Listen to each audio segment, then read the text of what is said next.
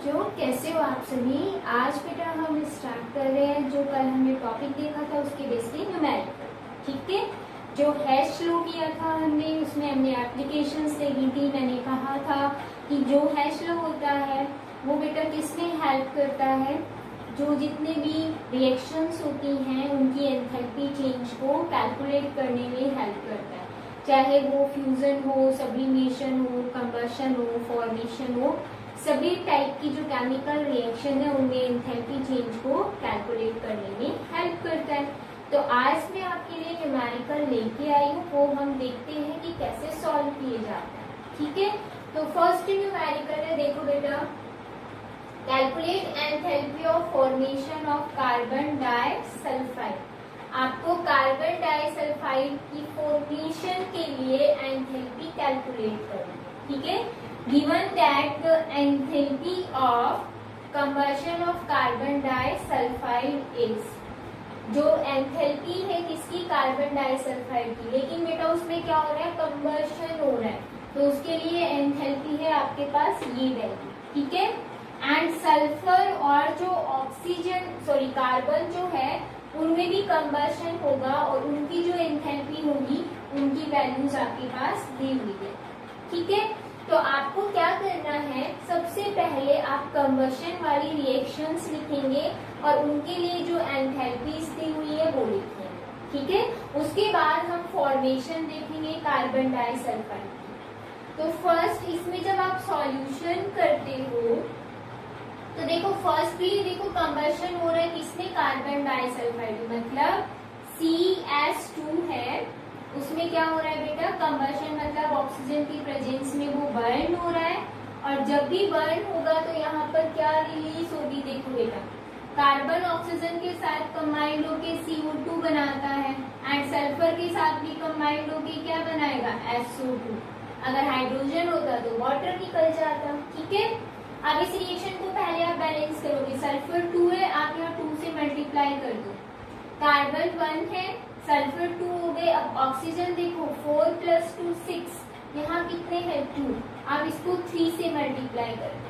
ठीक है, तो आपके पास इसके लिए जो डेल्टा H की वैल्यू है वो कितनी दी हुई है, देखो ये 110.2। अब देखो बेटा कंबशन हो रहा है तो ये किस में आएगी, माइनस में। अगर क्वेश्चन के अंदर ये शो नहीं है तो आपको खुद को ध्यान रखना है, क्योंकि बेटा इसमें लिखा हुआ है कि ये एंथैल्पी किसके लिए है, कंबशन हो रहा है, एंथैल्पी ऑफ कंबशन, और कंबशन भी हमेशा किस में आती है, नेगेटिव के अंदर। ठीक है, अब देखो नेक्स्ट जो है सल्फर है, सल्फर का भी कंबशन हो रहा है और ये क्या बनाएगा, SO2। इसके लिए जो डेल्टा H की वैल्यू है वो कितनी दी हुई है, देखो ये 297, माइनस में लिखना है आपको, 297.4। क्लियर। ऐसे ही बेटा नेक्स्ट है कार्बन, कार्बन में भी क्या हो रहा है, कंबशन हो रहा है और CO2 गैस रिलीज होगी। इसके लिए डेल्टा H कितना दिया हुआ है, -394.5। याद रखना है बेटा, मैं बार बार बोल रही हूँ, क्वेश्चन में माइनस नहीं दिया हुआ है तो आप माइनस नहीं लगाओगे तो रॉन्ग हो जाएगा। जरूरी नहीं है कि क्वेश्चन में माइनस दिया हो। ठीक है, आपको खुद को ध्यान रखना है, कंबशन हो रहा है तो ये किस में आएगी, नेगेटिव में, क्योंकि कंबशन में हमेशा हीट क्या होती है, रिलीज होती है। ठीक है, तो बेटा ये जो आपके पास इक्वेशन आई इसको हम नेम दे देते हैं। ये सपोज इक्वेशन फर्स्ट है, ये सेकेंड है और ये हमारे पास थर्ड है। ठीक है, ये तो क्वेश्चन में दी हुई है। अब पूछा क्या है, formation of carbon disulphide. Carbon disulphide की फॉर्मेशन कैसी होती है बेटा, देखो कार्बन जब सल्फर के साथ रिएक्ट करता है तो क्या बनाता है, कार्बन डाइसल्फाइड बनाता है। तो हम यहाँ S2 की जगह क्या लिखेंगे, 2S। ठीक है, सल्फर कितने हैं, 2, कार्बन है 1 और ये क्या बनाएगा, CS2। इसके लिए जो एंथैल्पी चेंज है वो आपको कैलकुलेट करनी है। तो हम इसमें देखेंगे कि क्या क्या यूज हुआ है। देखो कार्बन यूज हुआ, इन तीनों इक्वेशन में कार्बन दिख रहा है, ये ना इक्वेशन थर्ड के अंदर। तो हम क्या करेंगे, इक्वेशन थर्ड लेंगे। ठीक है, प्लस का साइन। अब सल्फर आपको दिख रहा है ये रहा, बट यहाँ सल्फर कितने हैं 2, यहाँ ओनली 1 सल्फर है, तो हम क्या करेंगे 2 इंटू सल्फर वाली इक्वेशन है सेकेंड, हम यहाँ लिखेंगे इक्वेशन सेकेंड। इक्वेशन थर्ड का मतलब बेटा आप यहाँ लोगे enthalpy change of equation third, ये चीज आपको ध्यान रखनी है। इक्वेशन सेकेंड का मतलब आप यहाँ डेल्टा एच की वैल्यू पुट करोगे, ठीक है। एंड बेटा आप देखो यहाँ जो CS2 है एज ए प्रोडक्ट है, बट यहाँ एज अ रिएक्टेंट है, और एज अ रिएक्टेंट होने की वजह से बेटा इसको हम लिखेंगे माइनस के अंदर, ये चीज आपको नोट करनी है। देखो यहाँ रिएक्टेंट है, इन वाली इक्वेशंस में भी कार्बन रिएक्टेंट की फॉर्म है, सेम है, तो इसीलिए पॉजिटिव फॉर्म लेंगे। सल्फर यहाँ रिएक्टेंट है, यहाँ भी रिएक्टेंट है, तो आपको पॉजिटिव लगा के फिर इसकी वैल्यू लिखनी है, ठीक है। CS2 यहाँ भी CS2 है, बट यहाँ रिएक्टेंट है, यहाँ प्रोडक्ट है, तो साइन चेंज हो जाएगा, क्या होगा माइनस। एंड इक्वेशन फर्स्ट, ठीक है, बहुत सिंपल है बेटा। इक्वेशन थर्ड की वैल्यू देखो डेल्टा एच की क्या है -394.5, क्लियर। प्लस का साइन लगाया, 2 से मल्टीप्लाई कर देंगे। इक्वेशन सेकेंड का डेल्टा एच क्या है बेटा -297.4, ठीक है। माइनस का साइन लगाओगे और इक्वेशन फर्स्ट के लिए वैल्यू देखोगे किसमें है माइनस में 110.2। क्या करना है देखो, ये -394.5 as it is, plus minus किसमें हो जाएगा माइनस में। बेटा इसको 2 से मल्टीप्लाई कर दो, 2 4 जा 8,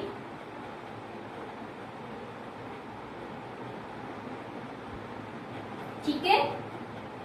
एंड माइनस माइनस किसमें आ जाएगा प्लस में 110.2। अब आप इसको सॉल्व कर दोगे, आपको पता है माइनस माइनस की जो वैल्यू होती है वो ऐड हो जाती है, बट होती किसमें है माइनस में होती है, ठीक है। तो मैं बेटा यहाँ पर शो कर देती हूँ, आपको नीचे ही लिखना है, हमारे पास स्पेस कम है तो मैं साइड में लेके चलूँ।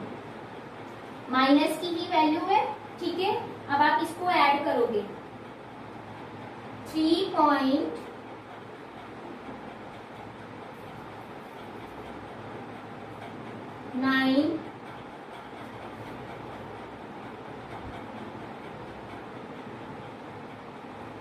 8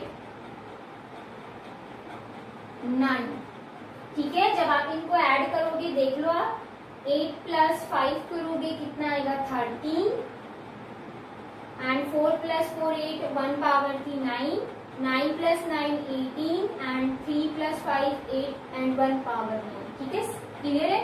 minus plus as it is 110.2, आपको एज इट इज करना है। अब देखो माइनस की डिजिट बड़ी है, दैट मीन्स माइनस होगा, और माइनस में वैल्यू आएगी, क्या आएगी इक्वल का साइन लगाते हुए चलना है।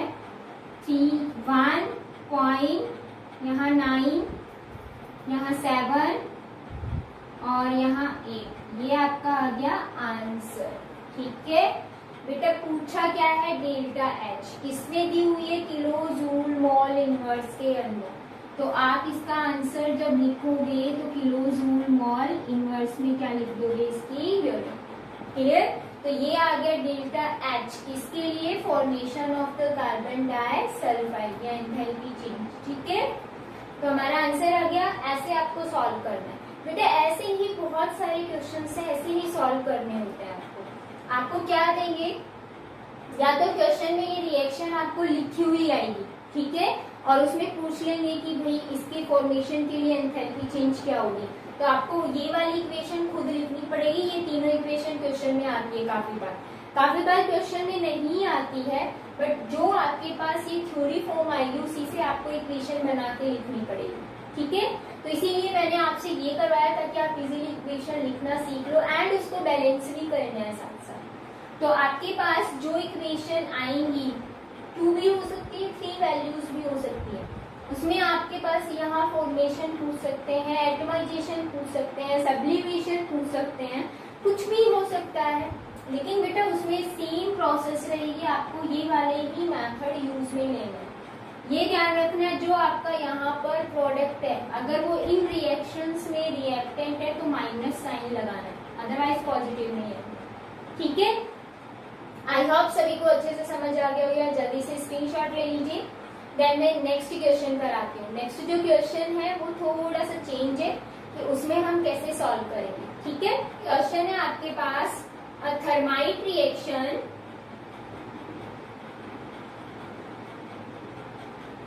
used for welding of metals involve the reaction। कौन सी रिएक्शन होती है? एल्यूमिनियम की बेटा रिएक्शन कराओगे आप किसके साथ? Fe2O3। ठीक है, आयरन ऑक्साइड के साथ रिएक्शन कराते हो, ये इसको रिप्लेस कर देता है। क्या आएगा? Al2O3 प्लस आयरन क्या हो जाएगा बेटा? रिलीज। ये भी सॉलिड फॉर्म रहेगा, ये भी सॉलिड फॉर्म है और ये भी, बट ये सॉलिड फॉर्म नहीं होता, इतना आपको ध्यान रखना है। ये मॉल्टन स्टेट में मिलता है हमें। ठीक है, ये चीज ध्यान रखना है, सॉलिड नहीं होती, कंप्लीटली मॉल्टन स्टेट होती है उसकी। अभी पहले इस रिएक्शन को बैलेंस करके चलो। देखो बेटा एल्यूमिनियम 2 है, यहाँ पर 2 कर दो, आयरन यहाँ 2 है, यहाँ 2 कर दो, ऑक्सीजन 3 है, यहाँ भी 3 है, बैलेंस है। अब देखो इसमें क्या पूछा गया है, what is delta H for this reaction, for this reaction given that the standard heats of formation of Al2O3 and Fe2O3 are minus 1675.7 kilojoule and minus 828.4 kilojoule mole inverse respectively।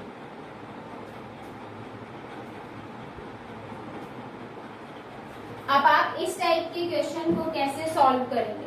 ठीक है, देखो बेटा बहुत इजी है, question को थोड़ा सा समझना है। हमारे पास रिएक्शन के लिए डेल्टा H पूछा गया। अब इस रिएक्शन में हमारे पास 2 रिएक्टेंट है, 2 प्रोडक्ट है, जिसमें से रिएक्टेंट की एंथैल्पी भी दी हुई है या हीट दी हुई है। ठीक है, आपको पता है Al2O3 और Fe2O3 की वैल्यूज आपको क्वेश्चन में गिवन है। देखो माइनस में भी है, आपको एज इट इज पुट करनी है। लेकिन इस टाइप के लिए जब डेल्टा H किसी रिएक्शन के लिए पूछा है एंड बेटा उसमें एंथैल्पी या हीट की वैल्यू भी रिएक्टेंट और प्रोडक्ट के लिए दी हुई हो, तो ऐसे क्वेश्चंस के लिए आपको क्या करना पड़ता है? अगर देखो पूरी रिएक्शन के लिए डेल्टा H दिया हुआ है और किसी एक फॉर्मेशन के लिए पूछा जाता है तो कोई प्रॉब्लम नहीं होती, तब मैंने जो फर्स्ट क्वेश्चन कराया वो करा सकते हो। लेकिन इसमें बेटा रिएक्टेंट और प्रोडक्ट के लिए वैल्यू दी हुई है हीट की एंड पूरी ओवरऑल रिएक्शन के लिए डेल्टा H पूछता है, तो थोड़ा सा चेंजमेंट करना है आपको। क्या करना है इसका सॉल्यूशन करते टाइम? देखो बेटा जो डेल्टा H होता है फॉर एनी रिएक्शन, बेटा उसका फॉर्मूला होता है enthalpy of the product minus enthalpy of the reactant. अगर प्रोडक्ट एक से ज्यादा है तो हम क्या करेंगे? उन एंथैल्पी का सम करते हैं और उस सम के लिए एक सिंबल लिखते हैं बेटा। ठीक है, रिएक्शन के लिए हम यहाँ पर एक सम के लिए एक सिंबल लिखते हैं, this one, enthalpy change for the product minus sum of the enthalpy change for the reactant. ठीक है, कंफ्यूज मत होना, जब प्रोडक्ट 2 हो या 2 से ज्यादा है तो हम उनका सम लेके चलते हैं, उनकी सारी वैल्यूज को सम कर देते हैं। अगर रिएक्टेंट 2 या 2 से ज्यादा है तो उनका भी वैल्यू हम क्या करते हैं? सम करते हैं। ठीक है, अब देखते हैं। देखो डेल्टा H फॉर रिएक्शन हमें देखना है क्या होगा, आपके पास प्रोडक्ट कितने हैं 2, Al2O3 और आयरन। ठीक है, हम क्या करते हैं, एंथैल्पी ऑफ द Al2O3 हम लिखते हैं delta H of Al2O3 plus iron बेटा 2 है, यहाँ पर 2 कर देना, into enthalpy change of iron. ठीक है, या फिर आप ऐसे भी सिंबल लिख सकते हो डेल्टा H और नीचे Al2O3 किसी भी फॉर्म में। ये तो हो गया आपका प्रोडक्ट। अब रिएक्टेंट लिखना है तो माइनस का साइन लगाओ। अब रिएक्टेंट कितने हैं 2 हैं। कौन कौन से हैं देखो, एल्यूमिनियम कितने हैं 2, इसीलिए हमने 2 लिख दिया, इनटू एंथैल्पी चेंज ऑफ किसकी, एल्यूमिनियम की। ठीक है, एंड प्लस क्योंकि ये रिएक्टेंट है, रिएक्टेंट का एक साथ हमें सम लेके चलना होता है। ये किसको डिनोट कर रहा है, ये जो सिंबल है ये सम को डिनोट करता है। ठीक है, Fe2O3 की लेंगे हम, तो हम लिखेंगे डेल्टा H ऑफ Fe2O3। ठीक है, क्वेश्चन में देखो हमारे पास इसकी और इसकी वैल्यू दी हुई है, हीट दी हुई है। ठीक है, हीट मतलब डेल्टा H, तो delta H for the reaction is equal to क्या होगा बेटा, इसकी वैल्यू कितनी है देखो, ये -1675.7 एंड प्लस करोगे यहाँ पर 2। अब इसकी तो वैल्यू दी हुई नहीं है, तो आप तो ये कहोगे हम कैसे सॉल्व करेंगे बेटा, Fe और एल्यूमिनियम, यहाँ एल्यूमिनियम देखें और यहाँ Fe देखें तो ये किस फॉर्म में है, एलिमेंट फॉर्म के अंदर है, ये कंपाउंड या मॉलिक्यूल नहीं बना रहा है। तो जो एलिमेंट फॉर्म के अंदर होता है उसकी एंथैल्पी क्या होती है, 0 होती है, ये चीज ध्यान रखना। ठीक है, तो इसीलिए इसकी वैल्यू क्या रहेगी 0, माइनस सिंबल लगाओगे देन 2। अब एल्यूमिनियम की भी क्या रहेगी बेटा 0, क्योंकि ये एलिमेंट फॉर्म के अंदर है, प्लस एंड बेटा इसकी वैल्यू क्या है, माइनस में है, कितनी है 828.4 है ना। तो आप क्या करोगे, अब इसको सॉल्व करोगे, ये तो 0 हो गया, ये भी 0 हो गया, इसका मतलब क्या हुआ, डेल्टा H रिएक्शन के लिए कितना आएगा, -167.7, ये 0 है, माइनस का साइन एज इट इज। अब देखो माइनस माइनस किस में आ जाएगा बेटा, प्लस में, एंड 828.4। आप इसको सॉल्व करोगे तो क्या आएगा देखो, माइनस की डिजिट बड़ी है, माइनस करोगे और जब इसको माइनस करोगे तो कितना आएगा, 7 से 4 गए पॉइंट में, यहाँ 3 आ गया। ठीक है, यहाँ 7 4 8, ये आपका आंसर है, किसमें आएगा, किलो जूल मोल इनवर्स के अंदर। तो ये आ गया आपका आंसर। तो जब ऐसे क्वेश्चंस आते हैं तो आपको बेटा ये वाला फॉर्मूला याद रखना है, और प्रोडक्ट जब 2 या 2 से ज्यादा होता है तो उनको सम लेके चलना। देखो हमारे पास 2 प्रोडक्ट थे, हमने उनका सम कर लिया, उनकी एंथैल्पीज को या फिर हीट को। ठीक है, same as it is product reactant भी कितने हमारे पास 2, हमने उनकी एंथैल्पीज को सम कर लिया।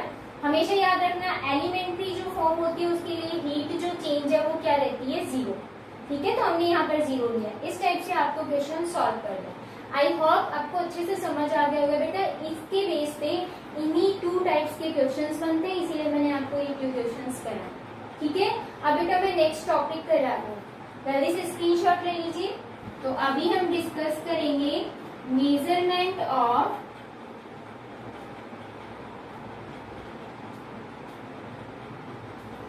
Delta U and delta H, change, internal energy change and enthalpy change. ठीक है, इनका मेजरमेंट कैसे करते हैं। तो सबसे पहले मैं डेल्टा U के लिए डिस्कस करूंगी, इंटरनल एनर्जी चेंज के लिए।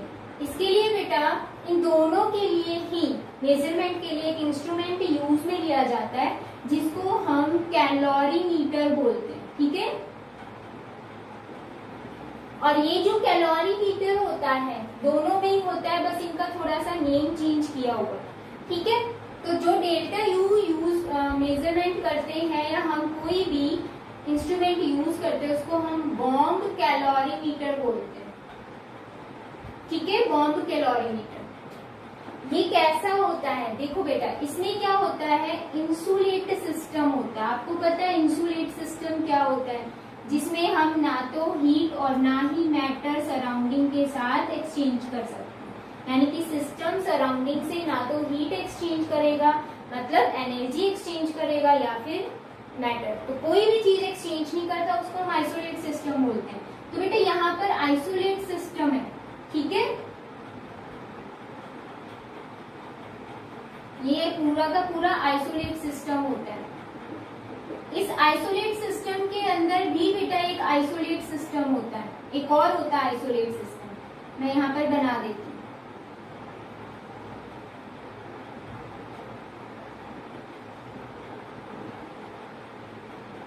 इस आइसोलेट सिस्टम को स्टैंड के थ्रू यहाँ पर सेट किया जाता है, ठीक है, इसके अंदर। एंड बेटा यहाँ पर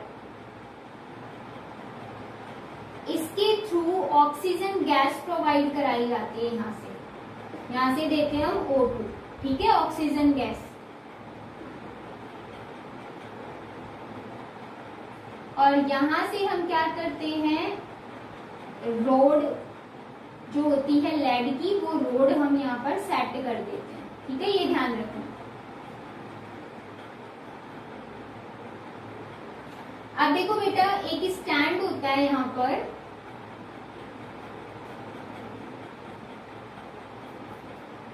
और इस स्टैंड पे बेटा एक यहाँ पर कप रखा होता है, जैसे चाइना डिश होती है सेम, ठीक है। इसके अंदर बेटा आपके पास क्या होता है, कंपाउंड होता है, और ये जो इलेक्ट्रोड होती है इस कंपाउंड के अंदर या मॉलिक्यूल के अंदर, ठीक है, रखी हुई होती है। अब देखो हमने क्या किया, यहाँ पर एक स्टीरियर यूज किया पूरे को, यहाँ पर जो आपके पास सॉल्यूशन होगा, और वो सॉल्यूशन है क्या एक्चुअल में, वाटर है, ठीक है, ये ध्यान रखना। ये पूरा आइसोलेटेड सिस्टम है, पूरा पैक्ड है, यानी कि इसके अंदर और इसके अंदर जो सॉल्यूशन होगा वो अलग अलग, यहाँ कोई सॉल्यूशन नहीं है, सिर्फ एक कंपाउंड है, ठीक है, ध्यान रखना है। तो यहाँ पर है वाटर, ये क्या है, आइसोलेटेड सिस्टम, ठीक है। एंड बेटा ये लेड की क्या है, इलेक्ट्रोड्स हैं, 2 इलेक्ट्रोड्स हैं, हम यहाँ से करंट पास करते हैं, ठीक है, इस कंपाउंड के अंदर। यहाँ पर हमारे पास है नॉन कंपाउंड, मतलब इसका मास हमें पता होगा, ठीक है, नॉन कंपाउंड। और यहाँ जो भरा हुआ है वो क्या है बेटा, वाटर, ये तो मैंने आपको बता दिया। एक और आइसोलेटेड सिस्टम है ये वाला, ठीक है। एंड बेटा हम क्या करते हैं, यहाँ पर एक थर्मामीटर यूज में लेते हैं, यहाँ पर हम क्या लेते हैं, जिसमें मेजरमेंट करेंगे, ठीक है, ये है थर्मामीटर। एंड बेटा ये होता है स्टीरियर, हम स्टीरिंग करेंगे, हिलाते रहेंगे, ठीक है।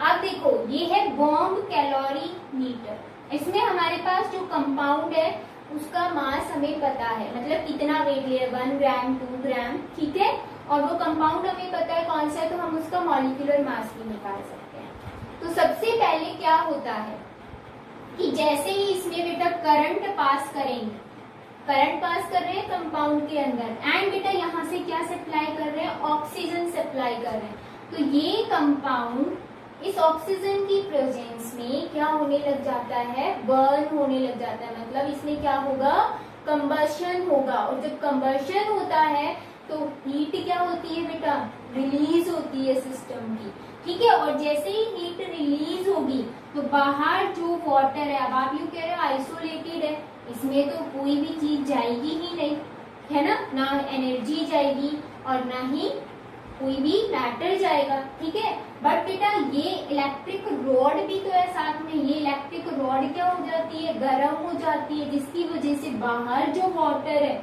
वो क्या होने लग जाता है, गर्म होने लग जाता है। तो जो टेम्परेचर है इसमें वो क्या होने लग जाएगा, इंक्रीज होने लग जाएगा, ठीक है। तो पहले सपोज इतना टेम्परेचर था, आफ्टर द कंबशन इसका ये टेम्परेचर हो गया, तो हम चेक कर लेंगे, ठीक है, कि कितना टेम्परेचर राइज हुआ है। तो थर्मोमीटर की हेल्प से हमें ये पता चल जाएगा कि टेम्परेचर इंक्रीज हुआ, इसका मतलब अंदर कुछ ना कुछ रिएक्शन हुई है, कंबशन हुआ है। ठीक है, इलेक्ट्रोड गर्म हो जाती है, उसकी वजह से बाहर का जो वाटर है वो भी। तो इसमें पूरे इक्वल टेम्परेचर बनाने के लिए हम स्टीरियर यूज करते हैं, उसको स्टिर करते रहते हैं, हिलाते रहते हैं। ठीक है, ताकि पूरा टेम्परेचर एक जैसा हो जाए सिस्टम का, और इसमें हमें जो टेम्परेचर मिले वो एक्यूरेट मिले थर्मोमीटर के अंदर। इसके लिए बेटा डेल्टा यू कैसे कैलकुलेट करते? Delta U is equal to क्या आएगा? Q.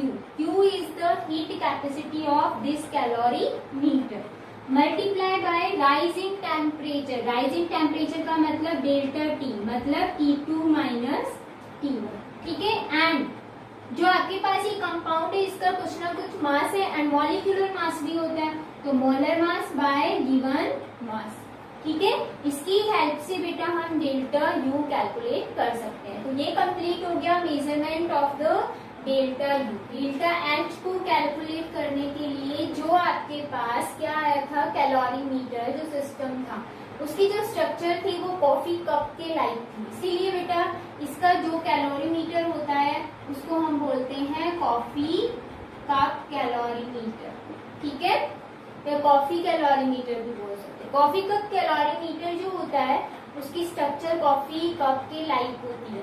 उसमें होता क्या है बेटा, इसमें बहुत सिंपल है, आपके पास 2 सॉल्यूशंस होते हैं और इन सॉल्यूशन का मिक्सचर इस कैलोरीमीटर के अंदर डाला जाता है। ठीक है, क्या करते हो आप, जो ये 2 सॉल्यूशन लेते हो, सपोज मैंने एक HCl लिया है और दूसरा क्या लिया है, NaOH लिया, लेकिन बेटा जो HCl और NaOH होगा इसकी ये नॉन होंगे, नॉन वॉल्यूम होगी, हमें पता होगा कि कितने हम ले रहे हैं वॉल्यूम इसकी। ठीक है, तो सपोज मैंने क्या किया, एक बीकर लिया और इसके अंदर मैंने HCl भरा, और वो कितना लिया मैंने, 100 ग्राम या 100 ml। ठीक है, NaOH भी मैंने एक बीकर के अंदर लिया और वो कितना लिया बेटा, 100 ग्राम।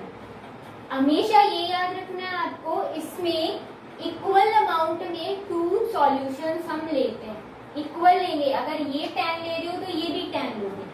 ठीक है, आप देखो बेटा ये तो हमें इसका मास पता है, नॉन है ये।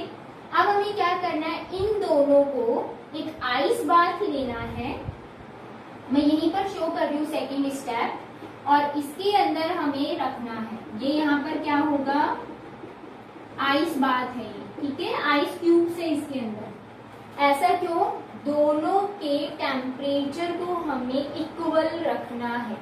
ठीक है, आपको पता है एक एसिड है एक बेस है, एसिड की पीएच कम होती है, बेस की पीएच ज्यादा होती है, तो दोनों का टेम्परेचर अलग मिलेगा, दोनों की एनर्जी अलग मिलेगी। तो दोनों की एनर्जी को आपको इक्वल करने के लिए इसको पहले आइस बाथ में रखेंगे, दोनों का टेम्परेचर इक्वल हो गया। देन उसके बाद आप क्या करोगे, एक इस टाइप से कॉफी कप होता है और यहाँ बेटा थर्मामीटर यूज में लेते हैं। ठीक है, मैं एक रफ डायग्राम बना रही हूँ। ये होता है बेटा एक थैली होती है, बॉटल, थैली की पॉलिथीन वाली बॉटल्स होती है। ठीक है, कॉफी कप के लाइक होती है। इसके अंदर अब हम क्या करेंगे, इन दोनों को पहले हम HCl वाला उठाएंगे, इसके अंदर डाल देंगे, फिर NaOH वाला बीकर उठाएंगे, फिर इसके अंदर डाल देंगे। तो अब आपके पास सॉल्यूशन मतलब मिक्सचर आ जाएगा। ठीक है, वो मिक्सचर किसका आया, HCl प्लस NaOH का आया। जैसे ही आप मिक्स करोगे, कब, पहले आपने HCl डाला, जस्ट आपको विदिन 1 सेकेंड आपको क्या करना है, NaOH इसके अंदर डाल देना है। जैसे ही बेटा आप दोनों मिक्सचर मिक्स हुए, इस थर्मामीटर के अंदर जो टेम्परेचर है वो क्या होने लग जाएगा, इंक्रीज होने लग जाएगा, चेंज होगा, और उसकी हेल्प से बेटा हम क्या कैलकुलेट करेंगे, डेल्टा एच। तो डेल्टा एच कैसे कैलकुलेट करेंगे, ये देखो आप, डेल्टा एच कैलकुलेट करने के लिए क्या होता है, देखो फॉर्मूला, मास, यहाँ पर जो मास है वो आपको पता होना चाहिए कि कौन सा है जो आप ये ले रहे हो, HCl और NaOH। 2 डिफरेंट सॉल्यूशंस भी हो सकते हैं, दोनों का इक्वल होता है। ठीक है, हम इजीली बता सकते हैं, मल्टीप्लाई बाय स्पेसिफिक हीट, क्योंकि इन दोनों को हम क्या करें, दोनों के टेम्परेचर को, हीट को इक्वल करने के लिए आइस बाथ में रख रहे हैं, तो इनकी स्पेसिफिक हीट होती है। सॉल्यूशन की स्पेसिफिक जो हीट होती है वो बेटा फिक्स होती है 4.2 किलो जूल ग्राम इनवर्स के अंदर। ठीक है, तो ये 4.2 वैल्यू आपको ध्यान रखनी है and multiply by delta T. Delta T का मतलब T2 माइनस T1। ठीक है, मास आपको पता है, देखो ये 100 है, ये 100, तो मास कितना आ गया 200। स्पेसिफिक हीट कितनी आ गई 4.2। टेम्परेचर आप यहाँ से नोट करोगे, ये थर्मामीटर है, इसमें पहले टेम्परेचर सपोज ये था, फिर ये इंक्रीज हो गया, ये वाला T2 है, ये वाला T1 है। आप T2 में से T1 माइनस करोगे, आपके पास टेम्परेचर कितना इंक्रीज हुआ वो आ गया, वो आप यहाँ पुट करोगे, आपके पास क्या आ गई डेल्टा H की वैल्यू आ गई। तो आपके जो क्वेश्चन में डेल्टा H दिया हुआ रहता है, एंथैल्पी दी हुई रहती है चेंज, वो बेटा इसी की फॉर्म से निकाली जाती है, इसी की हेल्प से निकाली जाती है। ठीक है, तो ये था बेटा measurement of delta U and delta H। तो जो बॉन्ड एनर्जी है वो क्या होती है, उसकी इंटरनल एनर्जी, और बॉन्ड एंथैल्पी क्या होती है, मैं आपको डिफरेंस बता रही हूँ। बॉन्ड एंथैल्पी क्या होती है, जो आपको एनर्जी रिक्वायर्ड होती है या रिलीज होती है, वही क्या होती है बॉन्ड एंथैल्पी। एनर्जी मतलब इंटरनल एनर्जी, जो कंपाउंड होगा, जो मॉलिक्यूल होगा, उसकी जो कुछ एनर्जी होगी वो होगी बॉन्ड एनर्जी। और बॉन्ड एंथैल्पी क्या होगी, बॉन्ड एंथैल्पी हम बताते हैं जैसे कि हाइड्रोजन है H2 और क्लोरीन है, ये क्या करेंगे, दोनों कंबाइंड होके बना रहे 2HCl। इसका मतलब इन दोनों में क्या हो रही है, बॉन्ड की फॉर्मेशन हो रही है। और जब बॉन्ड फॉर्म होता है, जब फॉर्मेशन ऑफ बॉन्ड होती है, तब क्या होगा बेटा, फॉर्मेशन ऑफ बॉन्ड में हमेशा एनर्जी जो है वो क्या होती है, रिलीज होती है। और जो एनर्जी रिलीज होगी वही क्या होगी, बॉन्ड एंथैल्पी। क्लियर है। और इन दोनों मॉलिक्यूल्स की जो खुद की एनर्जी होती है उसको हम क्या बोलेंगे, बॉन्ड एनर्जी। ठीक है, ऐसे मैंने कहा 2HCl है, ये बॉन्ड हमें क्या करना है, ब्रेक करना है और इसको डिसोशिएट करना है। ठीक है, एटम्स के अंदर या आयंस के अंदर, किसी में भी। तो इसमें बेटा एनर्जी क्या है, रिक्वायर्ड है। तो जब बेटा बॉन्ड क्या होता है, ब्रेक होता है, तो बॉन्ड जब ब्रेक होगा तो एनर्जी क्या होती है, एब्जॉर्ब होती है। और एनर्जी जो एब्जॉर्ब होगी उसी को आप क्या बोलोगे, बॉन्ड एंथैल्पी। तो हम इसको कैसे लिखेंगे, डेल्टा H B से, B का मतलब बॉन्ड एंथैल्पी। ठीक है, H का मतलब एंथैल्पी, B मतलब बॉन्ड। ठीक है, तो ये है बॉन्ड एंथैल्पी। अब आती है limitation of first law of thermodynamics. ये लिमिटेशन क्या है, बहुत इंपॉर्टेंट है बेटा, पूछा जाता है आपसे। Limitation of first law of thermodynamics.